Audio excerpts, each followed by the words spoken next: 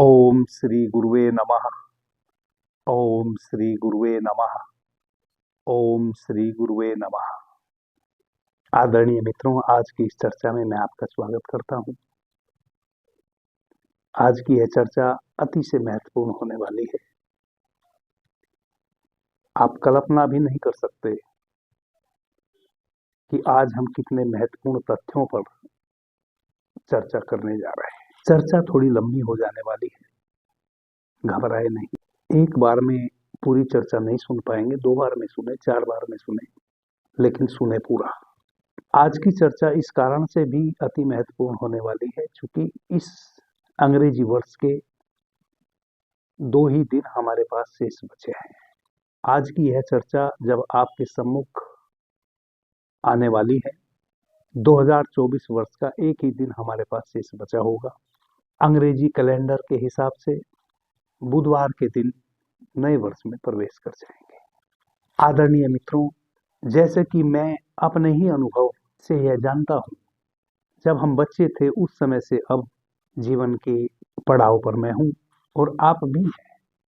हम सदैव से सुनते आ रहे हैं, नए वर्ष में सब कुछ अच्छा हो जाएगा, और कुछ भी अच्छा नहीं होता। उसी परिपाटी में हमारा नया वर्ष भी बीत जाता है, नया वर्ष आ भी जाता है और बीत भी जाता है। हमारे जीवन के झंझावत तनिक भी कम नहीं होते। वही दुख और सुख के अनुभव, वही दौड़, वही भाग, सब कुछ वैसा का वैसा ही चलता चला जाता है। अगर कुछ नए वर्ष में बदलता है तो वह बदलता है हमारा शरीर। हमारे जीवन के 1 वर्ष और कम हो चुके होते हैं और हमारा शरीर में अब वह ऊर्जा भी नहीं होती है। धीरे धीरे हमारा यह शरीर जर्जीर्ण प्रतिवर्ष होता जा रहा है। क्या कारण है कि प्रत्येक वर्ष इस आशा में आता है और चला जाता है कि इस वर्ष हमारा सब कुछ अच्छा होगा, और अच्छा कुछ भी नहीं होता। जिस विज्ञान का अनुसरण करके आप अपने पूरे वर्ष के कैलेंडर को स्वयं निर्धारित कर सकते हैं,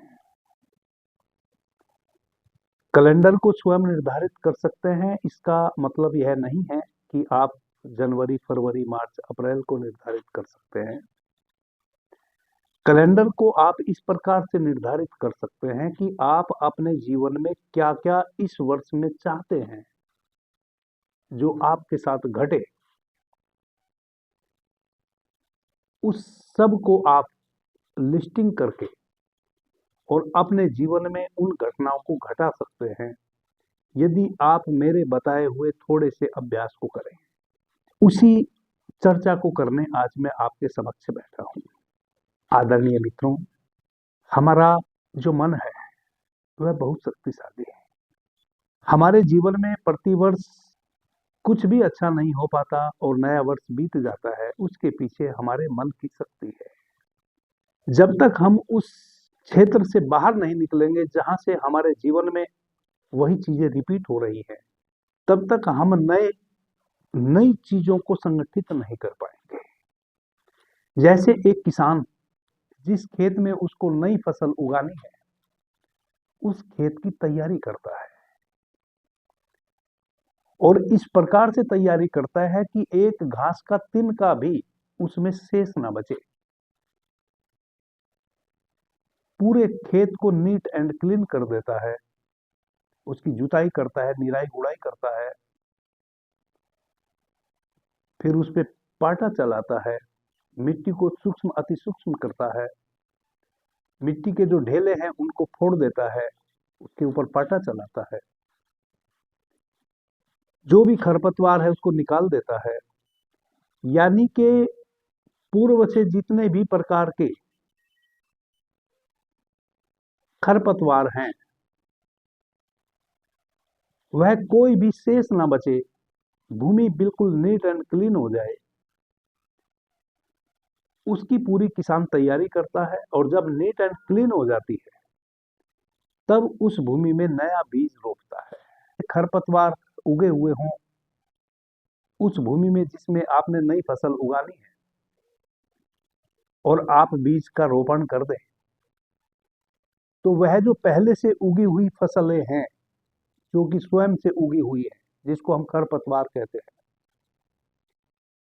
वह उस बीज को अंकुरित नहीं होने देगी। और यदि वह बीज अंकुरित हो भी गया तो उसको पौधा नहीं बनने देगी, उसको वह दबा लेगी। तो जब भी हमें अपने जीवन में नए का संचार करना हो, हमें पुराने का त्याग करना होता है। हम अपने जीवन में नित्य प्रति नया घटे, शुभ घटे, उसकी आशा और प्रतीक्षा में तो रहते हैं, लेकिन हमें यह नहीं पता है कि जो हमारा यह शरीर रूपी घड़ा है, जो हमारी यह मन रूपी भूमि है, बहुत प्रकार के खरपतवार उगे हुए हैं जो किसी नए पौधे को उगने से रोक रहे हैं। मजे की बात यह है कि जो खरपतवार होते हैं उनका भी अपना मूल्य होता है। किसी भी प्रकार का खरपतवार आपकी उस भूमि में उगा हो, जिस भूमि में आप नया पौधा उगाना चाहते हैं, उस खरपतवार की भी एक समय सीमा होती है। उस पे नए फूल आते हैं, उस पे भी नए बीज आते हैं, उसके फूलों की भी कुछ सुगंध होती है, खुशबू होती है, और उस खरपतवार में भी जीवन है। और वह खरपतवार भी कई बार हमारे शारीरिक और मानसिक रोगों में औषधि के रूप में काम आता है। इस कारण से हमें कभी भी वह खरपतवार बिल्कुल ऐसा भी नहीं लगता कि यह हमें दुख ही पहुंचा रहा है, क्योंकि उसमें भी छोटे छोटे फूल आते हैं। उसके फूलों की सुगंध से भी हम भरते हैं। खरपतवार ऐसे होते हैं जिसके पत्ते, तने, मूल, फूल, बीज, उनका हम औषधियों के रूप में उपयोग करते हैं। इस कारण से कई बार हम भयभीत भी होते हैं कि यदि हमने इस पूरे खेत के खरपतवार को उखाड़ दिया, नया जो बीज हम रोपेंगे वह अंकुरित होगा कि नहीं होगा, वह पौधा बनेगा कि नहीं बनेगा, उस पे वह फल और पुष्प आएंगे कि नहीं आएंगे जो मैं चाहता हूं। कहीं ऐसा ना हो कि खरपतवार पे जो फूल आ रहे थे उनसे भी वंचित रह जाऊं। आदरणीय मित्रों, मैं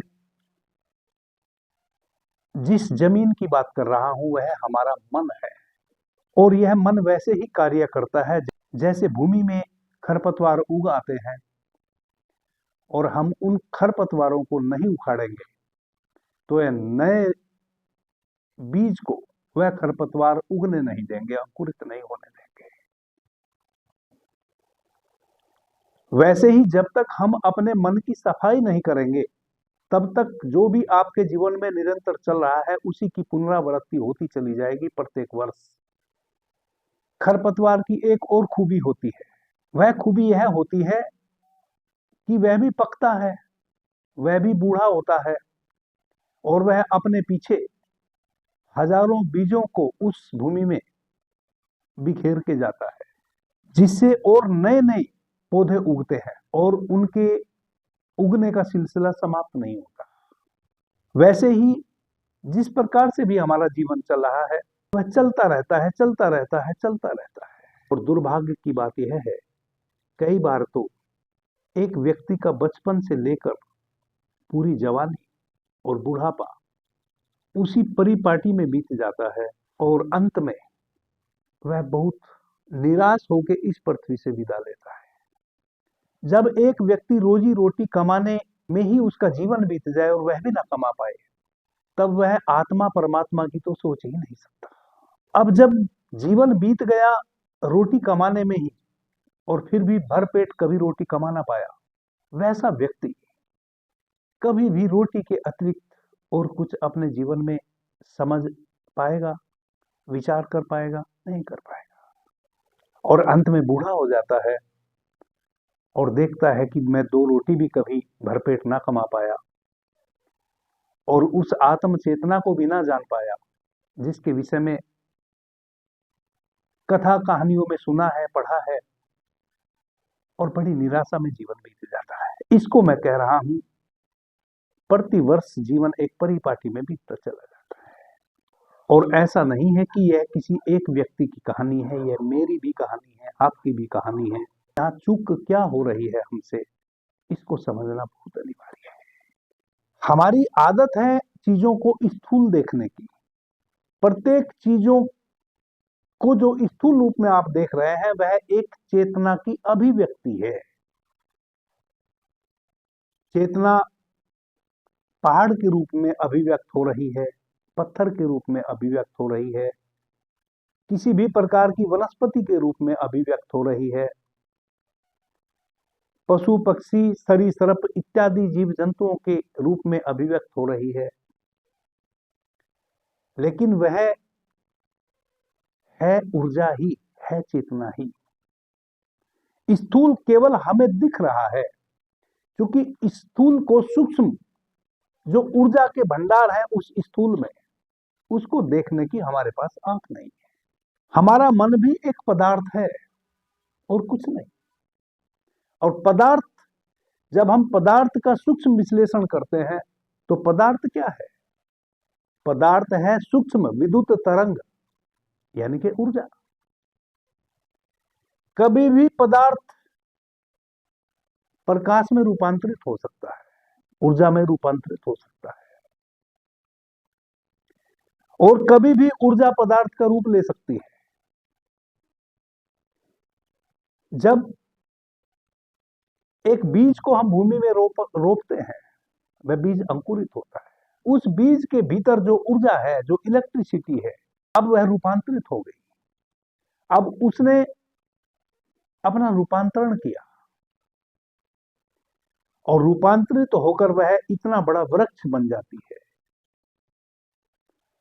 फिर एक दिन वह वृक्ष नष्ट हो जाता है, गिर जाता है। उसके भीतर की जो वह विद्युत ऊर्जा है वह भी अपने को समेट लेती है। वृक्ष सड़ जाता है और मिट्टी बन जाता है, सिरेमिक्स बन जाता है। उसके भीतर की जो वह ऊर्जा थी वह एक बड़ा आकार ले लेती है, वह इस पूरे ब्रह्मांड का आकार ले लेती है। तो स्थूल वृक्ष हमें दिख रहा था, उसके भीतर जो सूक्ष्म ऊर्जा के भंडार थे जो हमें नहीं दिख रहे थे, जब तक वह सूक्ष्म ऊर्जा उस वृक्ष में कार्य कर रही है तभी तक वह वृक्ष और ऊंचा होता जा रहा है। प्रतिपल पदार्थ में जो ऊर्जा है वह रूपांतरण में लगी है, इसलिए उसको हमने सृष्टि भी कहा है। कहते हैं ना कि सृष्टि का चक्र कभी रुकता नहीं, वह निरंतर चलता रहता है। मानसिक रूप से हम इन सब चीजों को समझते हैं। सूक्ष्म तल पे कभी आपने देखा, जब आप इस बात को जानते हैं या सुने हैं कहीं से कि सृष्टि का क्रम निरंतर चलता रहता है, तो फिर सृष्टि क्या है? आप स्वयं को अलग रखते हैं और बाकी सारी सृष्टि को आप इकट्ठा जोड़ देते हैं। यही तो मनुष्य की सबसे बड़ी भूल है। जिस पृथ्वी पे निरंतर हम चहलकदमी कर रहे हैं वह सृष्टि से अलग है क्या? वह पृथ्वी इस सृष्टि का हिस्सा है। फिर निरंतर जो जीवन पनप रहे हैं अनेकों अनेकों रूप में, वह एक चैतन्य तत्व, वह सृष्टि निरंतर अभिव्यक्त हो रही है। हमारा जो विचार है वह भी हमारी चेतना की अभिव्यक्ति है। एक चेतन तत्व हमारे भीतर, हमारे हृदय स्थल में बसता है, और उसकी शक्ति है जो निरंतर हम प्राण तत्व भीतर ले रहे हैं। जब हमारी प्राण शक्ति अधिक कंपन पैदा करती है, हमारी चेतना की 3 अवस्था है, रजोगुणी, तमोगुणी और सतोगुणी। जब हमारी चेतना अधिक मात्रा में कंपित हो रही हो तब हमारा मन तामसिक होता है, तामसिक वृत्ति में होता है। तामसिक वृत्ति में होता है यानी कि हमारा मन अधिक बाहर बहता है। वह चेतना का एक ऐसा बढ़ा हुआ हाथ है जो मन के रूप में कार्य कर रहा है, जो मन की शक्ति के रूप में कार्य कर रहा है, जो निरंतर हमारे आगे आगे बाहर भाग रहा है। जब हम उस मन की शक्ति को थोड़ा सा शांत कर लें, उस विद्युत ऊर्जा को थोड़ा सा, उसके प्रवाह को संयत कर ले, तो उसमें ठहराव आता है, कहीं कि वह त्राटक की स्थिति में आ जाता है। और जब वह त्राटक की स्थिति में आता है, उस समय हमारे जो वृत्ति होती है मन की, वह रजस राजसी हो जाती है।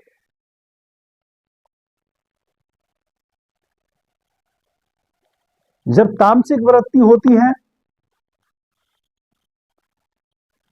तब हमारा मन उन्हीं उन्हीं चीजों में लिप्त रहता है जिनमें सदा से लिप्त है, उनसे बाहर नहीं जाना चाहता। जिस प्रकार के दुख है, जिस प्रकार के सुख हैं, जिस प्रकार के संसाधन आपके पास हैं, उन्हीं में आपको लिप्त रखता है, उससे आगे नहीं जाने देगा। तमस का मतलब है कि आपको नया कुछ भी करने की शक्ति आपके मन के पास नहीं है। आपका मन इतना अधिक कप रहा है,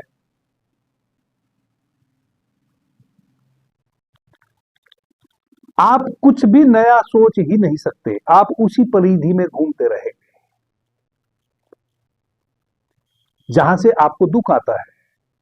यानी कि अनेकों प्रकार के जो आपके जीवन में कष्ट हैं, अनेकों प्रकार के जो आपके भीतर विचार हैं, आपकी जो वृत्ति हो गई है, उस वृत्ति से आपको नहीं उबरने देगा। क्यों नहीं उबरने देगा? क्योंकि मन की जो अवस्था है वह अधिक तमस वाली हो गई है। तमस का मतलब आलस, निद्रा, बेहोशी। जब आप बिल्कुल सुसुप्त अवस्था में हमेशा रहेंगे, आपके जीवन में कैसे प्रगति आएगी? बस उतना ही आपने पता है कि रोज सुबह उठना है, स्नान करना है, नाश्ता करना है और ड्यूटी जाना है। शाम को फिर ड्यूटी से वापस आना है, खाना खाना है और सो जाना है, या फिर दुकान जाना है। जो भी एक परिपाटी में आप जी रहे हैं, उसी परिपाटी में आप बस निरंतर बह रहे हैं। जब नया वर्ष आएगा तब भी आप उसी परिपाटी में बहेंगे। क्यों? क्योंकि आपके मन की वृत्ति जो है वह तमस वाली हो गई है। कैसे तमस वाली हो गई है? जैसे कि मैंने कहा, मन कुछ भी नहीं है, एक ऊर्जा है। आपके भीतर जो निरंतर ऊर्जा का एक बहाव है, आप उसको रूपांतरित करना नहीं जानते हैं। जब आपके भीतर की प्राणिक ऊर्जा, विद्युतीय शक्ति में अधिक कंपन होता है, तब आपका मन आलसी हो जाता है। आपके भीतर एक आलस आएगा, तमस आपको घेरेगा, अंधकार आपके ऊपर छाया रहेगा। आप निरंतर उन्हीं चीजों में अपने आप को व्यस्त रखेंगे जिन चीजों में सदैव से व्यस्त रखे हुए हैं। कोई एक्सीडेंटली आपके जीवन में घटना घट जाए किसी और के भाग्य से, आपके बेटे के भाग्य से, बेटी के भाग्य से, पत्नी के भाग्य से, तो भले कुछ परिवर्तन आ जाए, आपके किए तो कुछ परिवर्तन नहीं आने वाला है। क्योंकि आपके भीतर की जो ऊर्जा है वह इतनी कंपित है, जो आपकी चेतना का वह कंपन की अवस्था में बढ़ा हुआ हाथ है जिसको मन आप कहते हैं, वह आपको कुछ भी नया करने के संकेत भीतर से नहीं देगा। आप केवल सोई सोई अवस्था में रहेंगे। आपकी वैसी अवस्था बन जाएगी जैसा कि आप अपने जीवन में सूक्ष्मता से यदि देखने की कोशिश करेंगे तो आप पाएंगे कि जब आपके घर में किसी भी प्रकार का दुखद घटना घट जाती है, परिवार का सदस्य खतरनाक बीमारी से ग्रस्त हो गया, या घर में किसी की मौत हो गई, या कुछ आपको आर्थिक नुकसान हो गया, तो जैसे जैसे आपके रिश्तेदारों को आपके चाहने वालों को, अड़ोसियों को, पड़ोसियों को पता चलता है, वह आपके घर पे आते हैं और आपके साथ जिस प्रकार की भी वह दुखद घटना घटी है, उस दुख में वह स्वयं को संलिप्त करते हैं। तो कैसे करते हैं यह आप भली भांति जानते हैं। यदि आपके घर में किसी की मृत्यु हो गई है तो सबसे पहले तो आके सब रोएंगे, आंसू बहाएंगे, उसके बाद फिर आपको समझाएंगे कि देखो ये तो एक दिन सभी को जाना है। फिर तरह तरह की कहानियां बनाएंगे और चले जाएंगे। यानी कि जिस प्रकार का भी दुख आपके जीवन में अभी घटा है, वह बिल्कुल भी, यदि आपके घर में दुख व्याप्त हो गया है तो कोई भी आपका मित्र या पड़ोसी या अड़ोसी या आपका दूर का रिश्तेदार यदि आपके उस दुख में शरीक होने आया है तो वह हंसेगा नहीं, वह मुस्कुराएगा नहीं, वह नाचेगा नहीं, वह गाएगा नहीं। जैसा मुंह लटका के आप बैठे हैं वह भी आपके पास वैसा ही मुंह लटका के बैठ जाएगा, क्योंकि आप वही चाहते भी हैं कि जो भी आए वह मेरे दुख में दुखी हो। यदि कोई गलती से भी मुस्कुरा दिया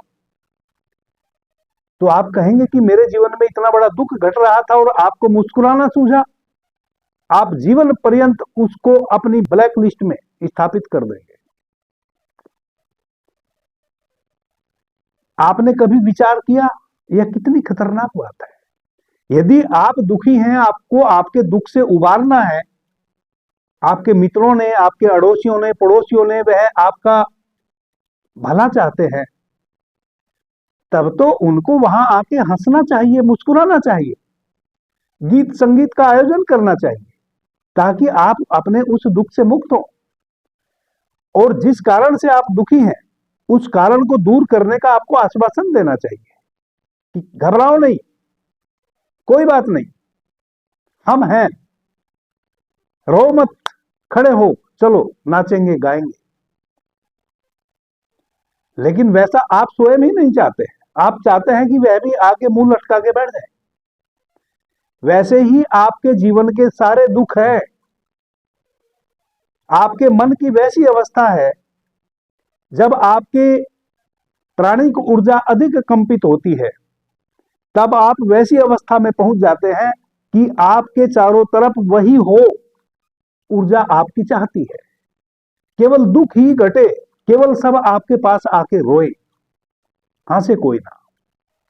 यही कारण है कि आपका प्रत्येक नया वर्ष उसी पुराने दुख में बीत जाता है और फिर आने वाला नया वर्ष भी उसी पुराने दुख में बीत जाता है। नया कुछ भी नहीं आपके जीवन में पनपता, कारण कि नई ऊर्जा का संचार आपने होने ही नहीं दिया। वही घिसी पीटी पुरानी ऊर्जा, उसी के साथ आप जी रहे हैं, उसी के साथ आप सुबह निद्रा से जग रहे हैं, उसी को आप बाहों में लेके रात्रि में सन में जा रहे हैं। आपके जीवन में बदलाव कैसे आएगा? तो सबसे पहले जितना भी खरपतवार है, नया बीज यदि आपने बोना है अपनी भूमि में, तो पुराने खरपतवार को उखाड़ के फेंकना होगा। खेत की अच्छे से जुताई करनी होगी, निराई गुड़ाई करनी होगी, सही आर्द्रता, सही नमी, सब कुछ सही वातावरण बनाना होगा और तब नया बीज रोपना होगा।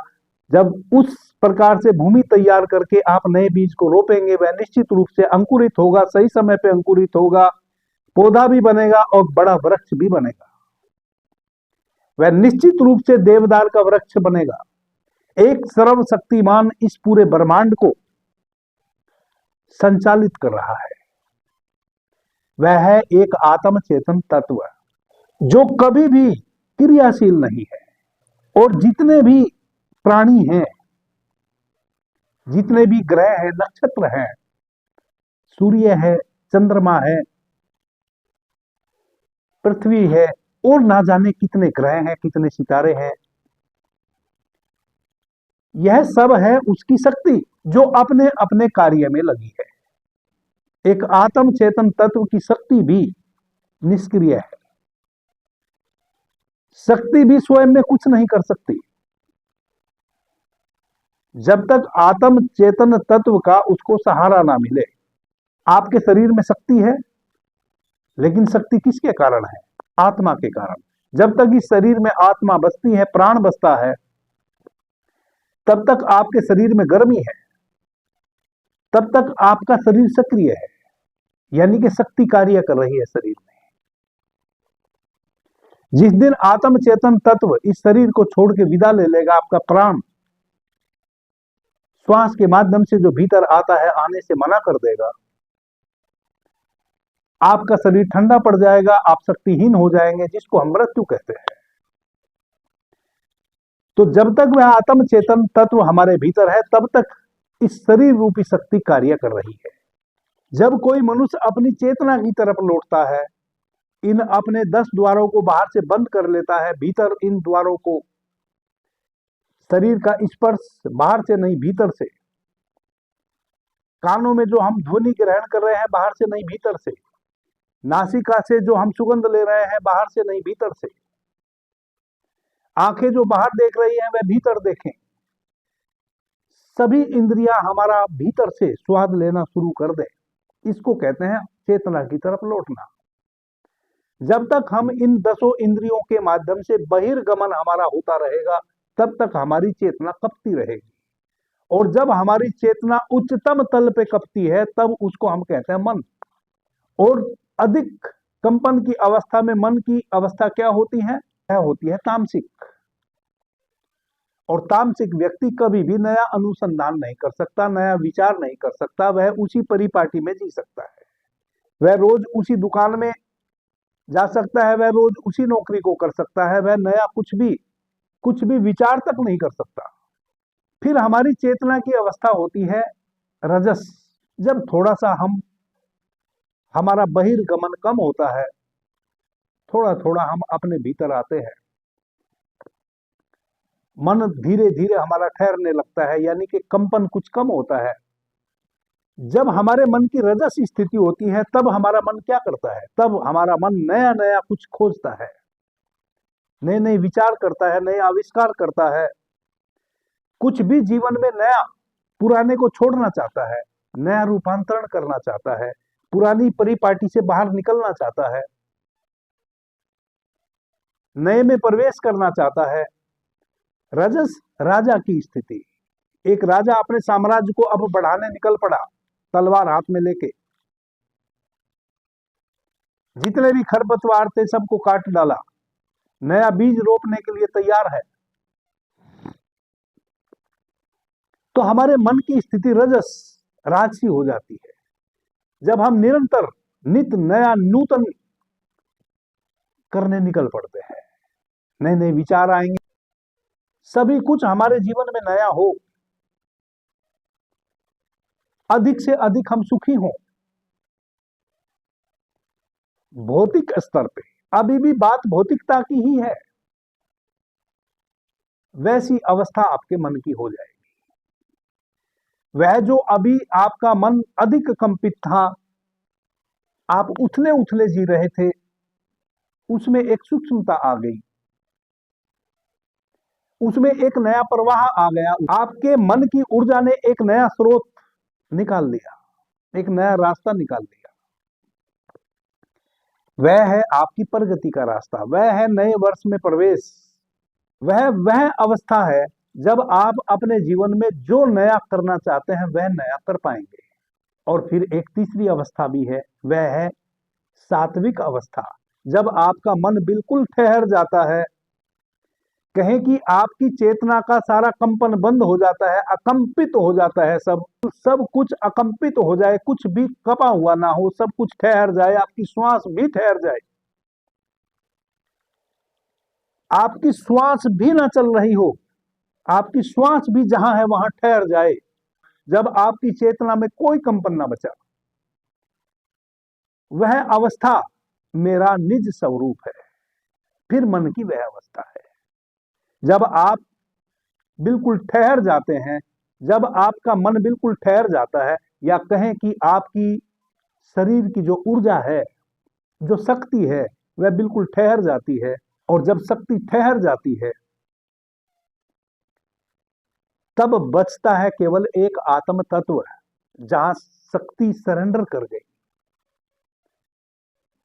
जिस एक आत्म चेतन तत्व से शक्ति कार्य कर रही थी, वह शक्ति जब ठहर गई, ठहरने का मतलब है कि वह उससे एकाकार कर ली। वहां फिर कोई मन नहीं बचा, वह एक अमानवीय अवस्था हो गई। वहां मन जैसा अब कुछ भी नहीं बचा, अकंपित अवस्था चेतना की, कुछ भी नहीं कप रहा है। वह एक आत्मा की वह अवस्था है जब केवल और केवल आत्मा बची, कोई ना बचा। ना जानने वाला बचा और ना जिसको जाना जाए वह बचा। बचा केवल एक आत्म चेतन तत्व, केवल शून्य।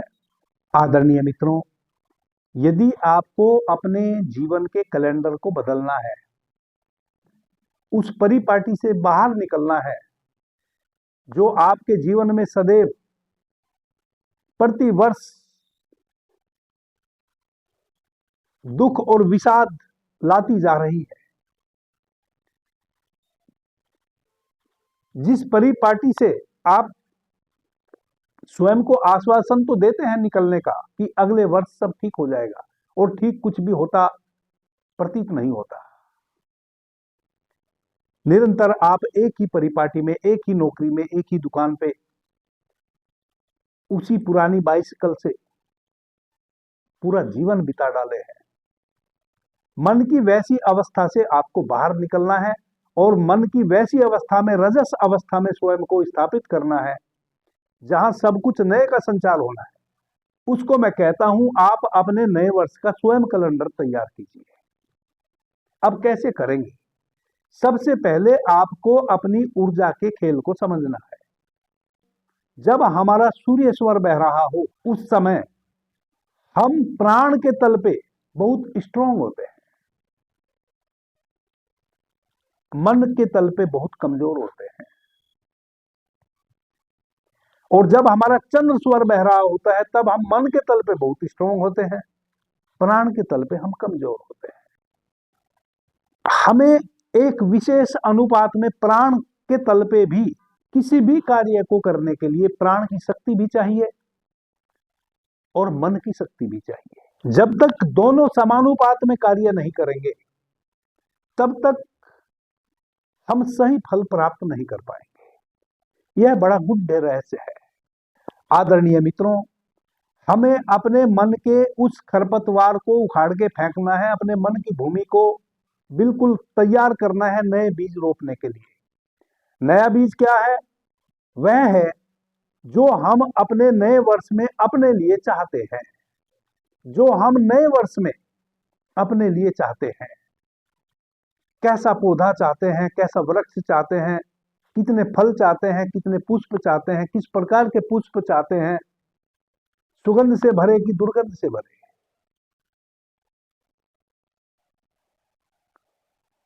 यह सब आपको तय कर लेना है।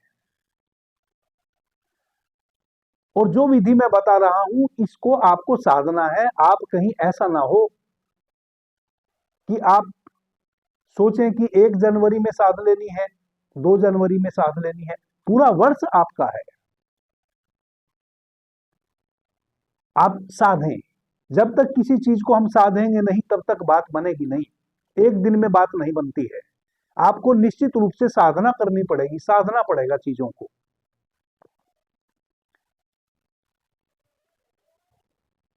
क्या करना है? अपने तीनों जो स्वर हैं, इड़ा, पिंगला, सुषुम्ना, इनमें एक सबसे पहले संतुलन लाना है। जब आपकी चेतना ना तो कप रही हो और ना ठहर गई हो, वैसी अवस्था लानी है। भैरव मुद्रा में बैठ जाएं, पीठ बिल्कुल सीधी रखें, लंबी गहरी श्वास लें। श्वास आपके मूलाधार चक्र को छुए, जहां से आपकी रीढ़ शुरू होती है। कैसे छुएगा? कई मित्रों की परेशानी यह भी है, वह कहेंगे कि हमारा तो श्वास वहां तक जाता ही नहीं है। आपको वहां तक श्वास ले जाने की अनिवार्यता भी नहीं है। जैसा कि पीछे मैंने कई बार चर्चा में कहा है, जहां भी भीतर हम अपने ध्यान को लगा लेते हैं वहीं तक हमारी प्राण शक्ति प्रवाहित होने लगती है। आपको यह तो पता है कि हमारा मूलाधार चक्र कहां है।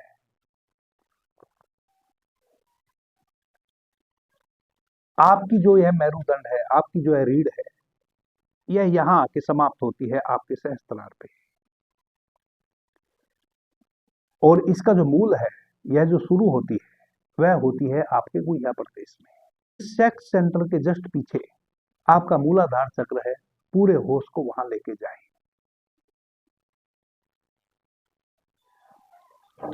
पूरे होश को अपने मूलाधार चक्र, आपका सेक्स सेंटर के जस्ट पीछे, आपके काम केंद्र के जस्ट पीछे, जहां से आपकी रीढ़ शुरू हुई है, उस चक्र पे, उसको कहते हैं मूलाधार चक्र। वहां अपने पूरे होश को लेके जाएं, पूरा होश वहीं टिका लें। अब देखें कि आपकी श्वास ठहर सी गई है। 2 से 5 मिनट जब आप मूलाधार चक्र पे स्वयं को केंद्रित कर लेंगे तो आप पाएंगे कि आपकी श्वास ठहर गई। जैसे ही आप भीतर अपने मूलाधार चक्र में अपने होश को टिकाते हैं, तैसे ही आपकी श्वास ठहर सी जाएगी। इसका मतलब यह हुआ कि अब श्वास आपकी भीतर मूलाधार चक्र तक सक्रिय हो गई है। अब यहां भी एक शंका उत्पन्न हो सकती है मित्रों को कि श्वास वहां तक कैसे जाएगी। श्वास तो वहां तक नहीं जाएगी, आपकी प्राण ऊर्जा वहां तक जाएगी। आपकी इड़ा, पिंगला और सुषुम्ना, यह जो 3 नाड़ी हैं, यह मूलाधार चक्र से ही इनका प्रस्फुटन हुआ है। इन्हीं से आप श्वास भीतर ले रहे हैं। आप जब अपनी नासिका से भीतर श्वास लेते हैं, वह आपके द्वादशांश में यहां जाता है, फिर आपके हृदय चक्र से होते हुए, एक एक चक्र को भेदते हुए आपके मूलाधार चक्र तक जाता है।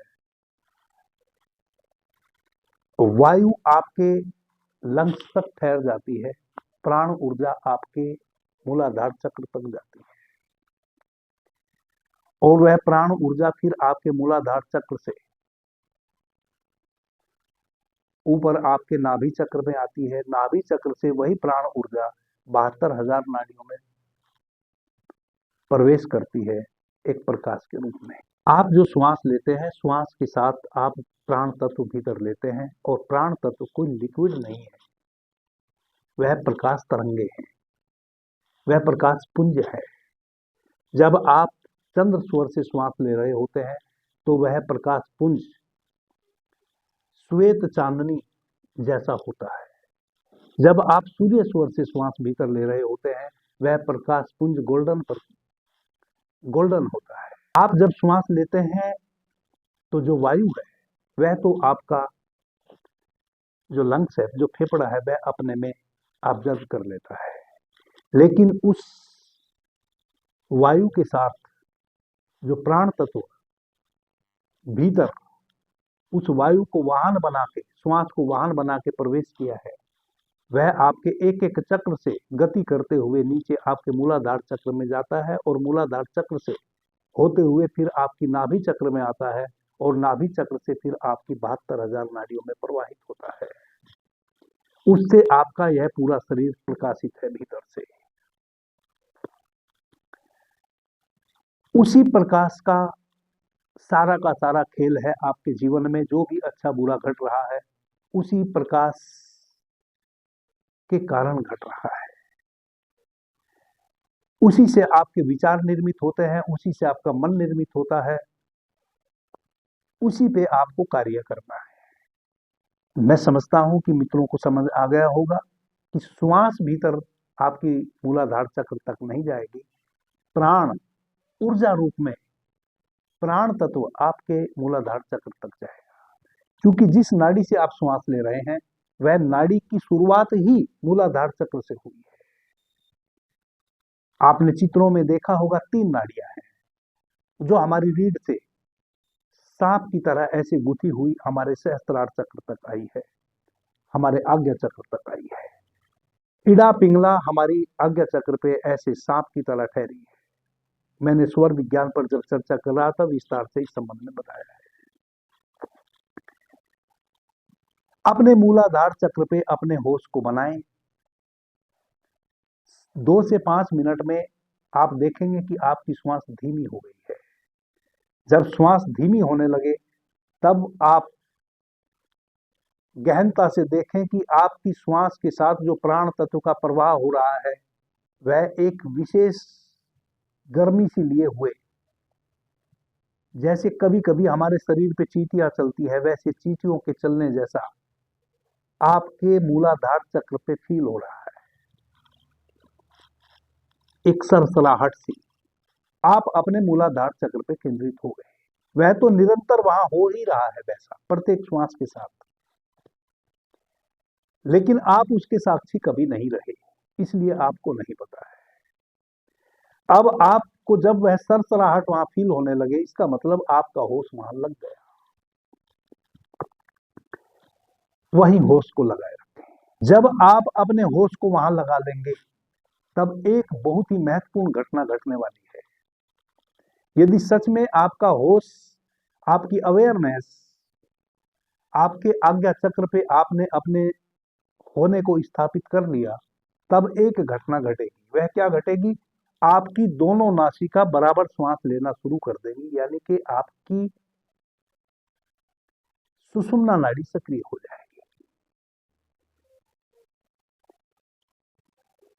जब आपकी सुषुम्ना नाड़ी सक्रिय हो जाए, आपको सहज रूप से श्वास भीतर आने लगे, बाहर जाने लगे, आपको पता ही ना चले कब श्वास बाहर गई, कब श्वास भीतर गई, इतना सहज श्वास आपकी चलने लगे, इसका मतलब सुषुम्ना चालू हो गई। जब सुषुम्ना नाड़ी चालू हो गई तब अब 3 तल पे आप स्ट्रांग हो गए। आपका चंद्र स्वर भी चल रहा है, सूर्य स्वर भी चल रहा है, और दोनों चल रहे हैं तो आपके तीनों स्वर चल रहे हैं, यानी कि सुषुम्ना चल रही है। जब हमारी सुषुम्ना चलती है एक महत्वपूर्ण घटना घटती है। श्वास तो आप इड़ा और पिंगला, चंद्र और सूर्य स्वर से ही लेते हैं, सुषुम्ना से आप श्वास नहीं लेते हैं। वह जो तीसरी आपकी नाड़ी है वह आपके मूलाधार चक्र से आपके सहस्त्रार तक सारे चक्रों को ऐसे बह देते हुए बीचों बीच आपके आज्ञा चक्र पे आके यहां टिकी है, जिसको हम द्वादशांग बोलते हैं। अब जब सहज रूप से श्वास चलने लगे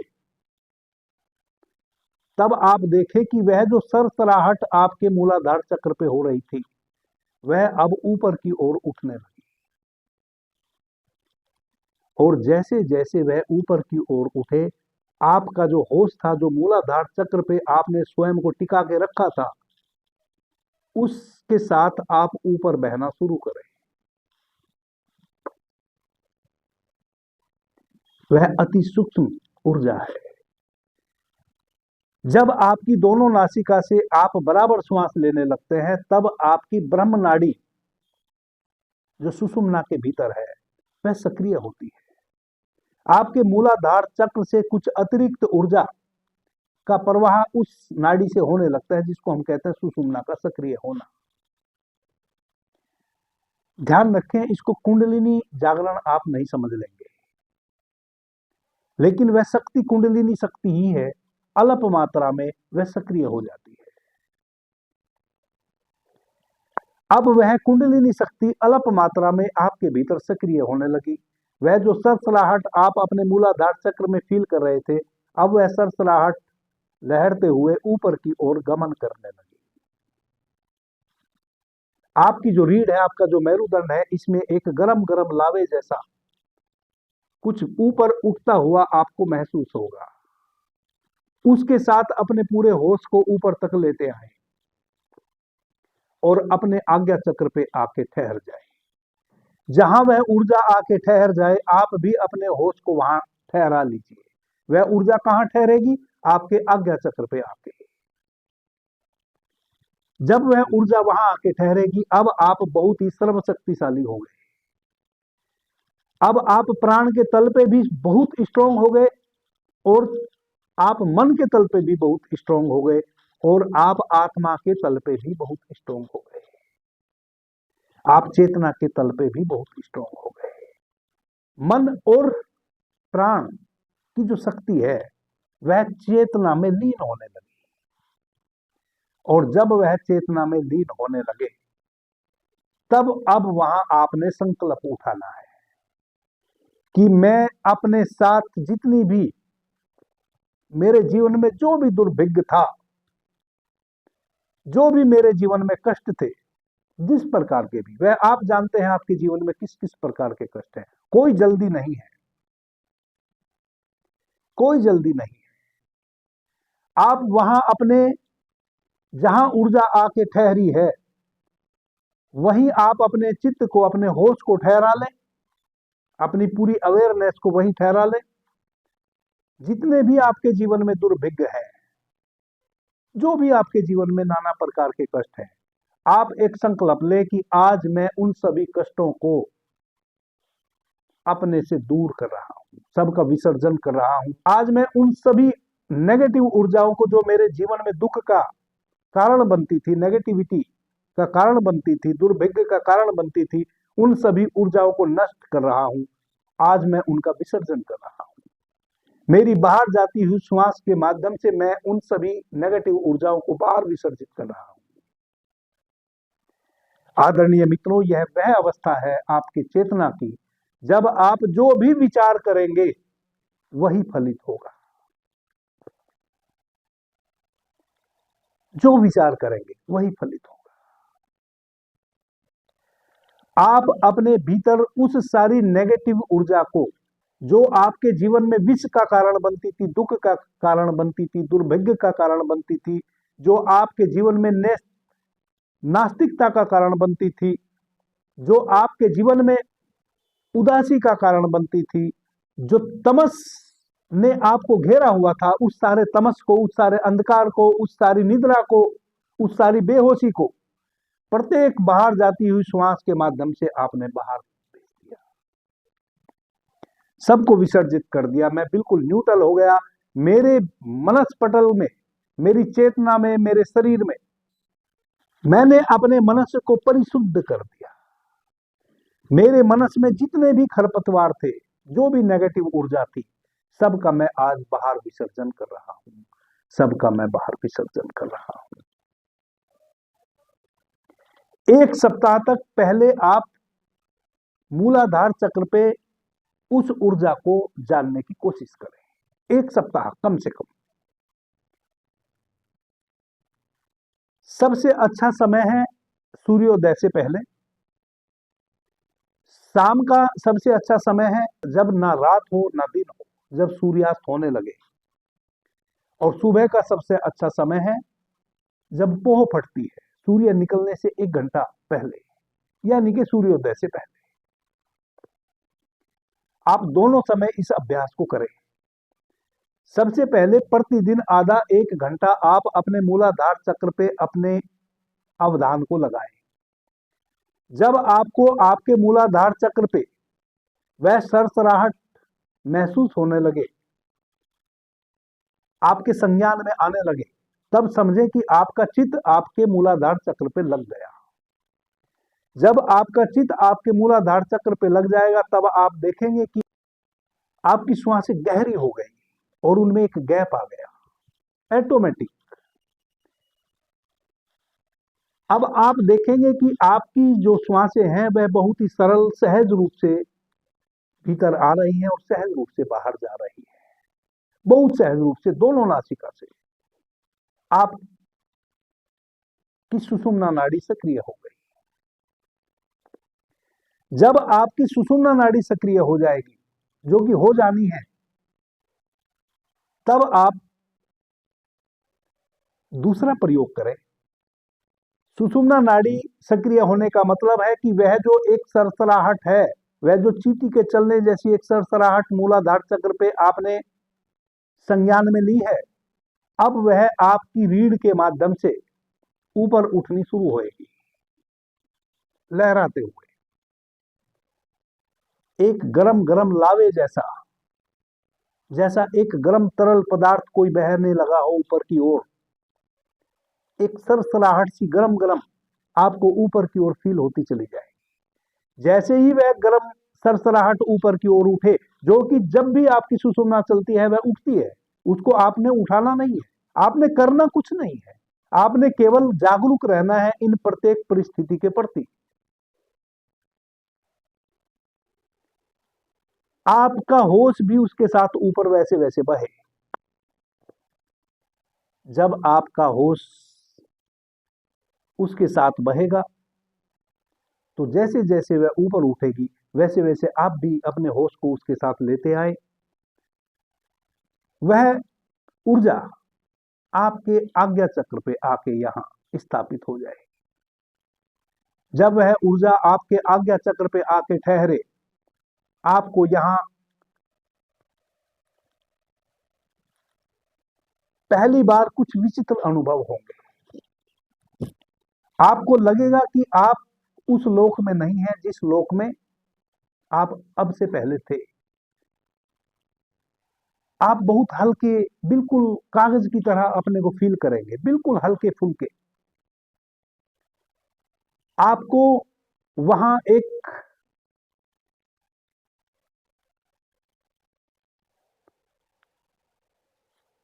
चमकता हुआ प्रकाश दिखाई देगा, जो आपके मूलाधार चक्र की ऊर्जा आपकी सुषुम्ना के माध्यम से आज्ञा चक्र पे आई है, वह प्रकाश रूप में आई है।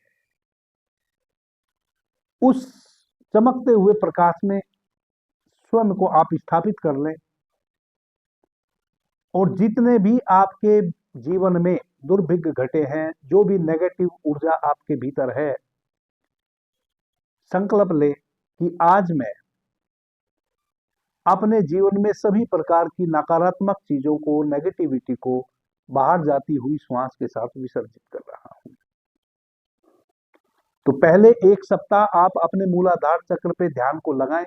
जब मूलाधार चक्र पे आपको वह ऊर्जा फील होने लगे, तब फिर एक सप्ताह निरंतर आप अपने भीतर की उस नेगेटिविटी को बाहर विसर्जित करें। एक सप्ताह निरंतर अभ्यास करें। जब इस प्रकार से 2 सप्ताह अब हो गए, तीसरे सप्ताह में जब आप प्रवेश करें तो सबसे पहले 10 मिनट आप अपने मूलाधार चक्र पे अपने होश को लाएं। जब आपको वह ऊर्जा फील होने लगे, तब उस ऊर्जा के साथ ऊपर बढ़ें। जब वह ऊर्जा आपके आज्ञा चक्र पे आके ठहर जाए, आप भी अपने होश को वहां ठहरा लें। तब आप सबसे पहले 2 मिनट संकल्प लें कि जो भी नेगेटिविटी मेरे भीतर थी उसको मैं बाहर विसर्जित कर रहा हूं। उसके बाद इस वर्ष जो भी आप अपने जीवन में अच्छा चाहते हैं, उसका संकल्प लें कि मेरे जीवन में फला चीज मैं इस माह चाहता हूं, फला चीज उस माह चाहता हूं। पूरे 12 महीने का आप एक मन में चार्ट बना दें। जनवरी में मैं यह चाहता हूं, फरवरी में यह चाहता हूं, मार्च में यह चाहता हूं। जो भी आप चाहते हैं, यह वह अवस्था है जब आप कल्प वृक्ष के नीचे बैठे हैं, वही होगा। आपने अपना कैलेंडर स्वयं बना लिया। शर्त यही है कि आप अपनी ऊर्जा के साथ इस प्रकार से बहें। इसको कहते हैं कि आप अपनी सुषुम्ना नाड़ी में स्थित हैं। अब आपका अल्प मात्रा में कुंडलिनी शक्ति जागृत है। मन के, प्राण के तल पे आप बहुत स्ट्रोंग हैं और आत्मिक तल पे भी बहुत स्ट्रोंग हैं। तीनों तल पे आप एक समान अवस्था में हैं। आपकी ईड़ा, पिंगला, सुषुम्ना तीनों समान अवस्था में हैं। वैसी अवस्था में आप जो मन में संकल्प लेंगे वह पूरा होगा और उस संकल्प को पूरा करने में आपके प्राण की शक्ति लग जाएगी और आपके मन की और प्राण की शक्ति को आदेश करेगी आपकी आत्मिक शक्ति। आदरणीय मित्रों, यह पूरा जगत ऊर्जा से ही निर्मित है। ऊर्जा ही, आप जो भी विचार करते हैं वह भी ऊर्जा ही है, वह भी ऊर्जा तरंगे ही बाहर बहती है। यह पूरा ब्रह्मांड, यह पूरी प्रकृति आपके उस कार्य को संलग्न करने में लग जाएगी। आपके जीवन में जो आप चाहते हैं वही घटे, सब कुछ आपका शुभ हो, कुछ भी दुर्भिक्ष ना घटे, वैसी मैं अस्तित्व से प्रार्थना करता हूं। अभी के लिए इतना ही। आपने मुझे ध्यान से प्रेम से सुना, उससे मैं बहुत अनुग्रहित हूं। सभी मित्रों को मेरा प्रणाम, धन्यवाद। हर हर महादेव।